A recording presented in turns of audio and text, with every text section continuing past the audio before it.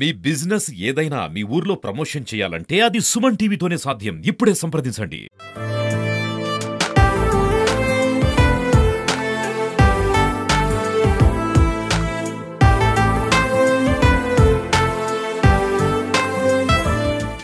మన మంత్రివర్యులు డాక్టర్ నిమ్మల రామానాయుడు గారి చేతుల మీదుగా ఇది జరగడం మా హృదయంలో ఎంతో సంతోషాన్ని కలిగిస్తా ఉంది. హల్లెలూయా, హల్లెలూయా.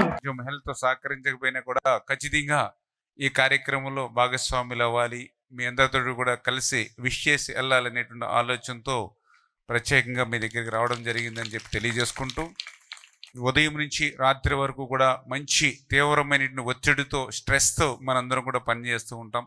సంగీత సువార్త కూడికల ద్వారా మనం ఎంతో ఒక ఆనందాన్ని, చైతన్యాన్ని, ఉల్లాసాన్ని, ఉత్తేజాన్ని, వీటన్నిటికీ మించి ఒక ధైర్యం, ఒక భరోసా, ఒక భద్రత, ఇవన్నీ కూడా ఇటువంటి వాటి ద్వారా, ఈ కొడుకుల ద్వారా మనందరికీ కూడా కలుగుతుంది. చాలామంది అనుకుంటూ ఉంటారు క్రీస్తు అంటే, క్రిస్టియానిటీ అంటే అదేదో ఒక మతానికో ఒక వర్గానికో సంబంధించిందని. ఎట్లా జీవించాలి, ఎట్లా నడవాలో తెలియజెప్పేదే క్రీస్తు, క్రిస్టియానిటీ. ఖచ్చితంగా నాకు కూడా చాలా ఇష్టమైన వాక్యం, ప్రయాసపడి భారం వహించిన సమస్త జనులారా నా వద్దకు రండి, నేను మీకు విశ్రాంతిని కలగజేస్తున్నాను.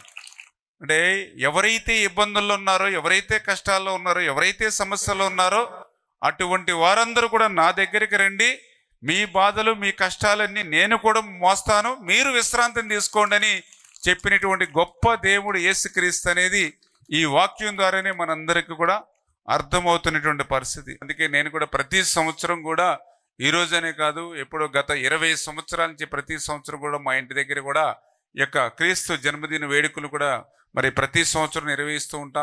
ఆ యొక్క వేడుకల్లో కూడా మరి ఏదైతే మొన్న కూడా మనం చూసాం, ఒక మంచి నాటికని మొన్న ఏర్పాటు చేస్తే చాలా నిజంగా నేను కూడా ఒక 1.5 hour అని అంటే నేను కూడా ఇన్ని గంట పైన కూర్చుని నాటికని చూసేవాళ్ళు ఎవరు ఉంటారని భయపడ్డా.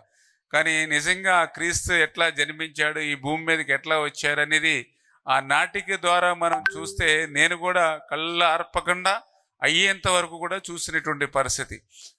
ఈ యొక్క సువార్త, సంగీత సువార్త కూడికల కార్యక్రమంలో కూడా భాగం పంచుకోవడం, కేవలం మాటల రూపంలోనే కాకుండా పాటల రూపంలో కూడా అందిస్తే మంచి రిజల్ట్ ఉంటుందనే ఉద్దేశంతో మరి ఈవేళ ఈ యొక్క మరి పాల్ గారు ఇటువంటి మంచి కార్యక్రమాన్ని ఈరోజు ఏర్పాటు చేసి ఈ యొక్క కార్యక్రమంలో మమ్మల్ని కూడా భాగస్వాములు చేసినందుకు మరి యొక్క జాన్ విన్స్టన్ బాబు గారి, పాల్ గారికి మరొక్కసారి ధన్యవాదాలు తెలియజేసుకుంటూ సెలవు తీసుకుంటాం. Thank you.